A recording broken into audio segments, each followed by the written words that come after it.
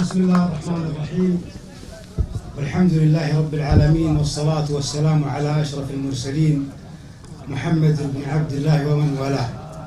في البداية إذا كان هناك من كلمة فهي كلمة ترحيبية في جميع الحضور، وعلى رأسهم ضيفنا الليلة ضيف محافظة الأحمدي، الضيف الكبير مسلم محمد البراك. هذا الرجل الذي قدم للكويت، قدم الكثير وضحى من أجل الكويت. هذا الرجل صاحب مقولة حريتي أعز، حريتي أنا متنازل عن الحرية مقابل كرامتي.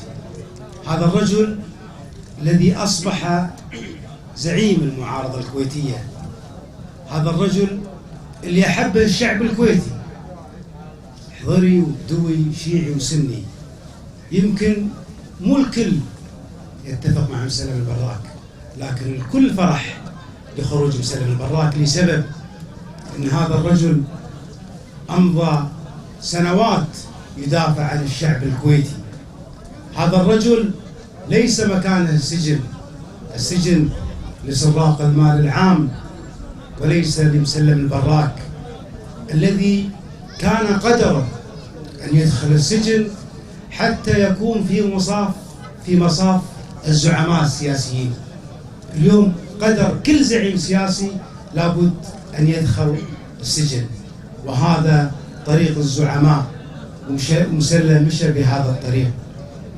لذلك لا نستغرب حب الشعب الكويتي لهذا الرجل اللي بإذن الله كما عهدتموه سيواصل من أجل الإصلاح السياسي في البلد، سيواصل الطريق رغم الكلام اللي نسمعه من هنا وهناك، ولكن كلنا ثقة أن أبو حمود والرجال الوطنيين سيقومون بتغيير الوضع السياسي في البلد. اليوم الكل مستعمل الوضع السياسي في البلد، جميع الأطراف، لكن بإذن الله بوجود مسلم، وجود الرجال الوطنيين، نستطيع أن نجعل الكويت أفضل مما كانت بإذن الله. أنا اليوم حرصت على إقامة هذا الحفل لي 3 أشخاص، على شرفكم كلكم، على شرف مسلم البراك، وفرحة بعودة أخي سعد بن كرلان، وفرحة بخروج أخوي أحمد الدمخي من السجن.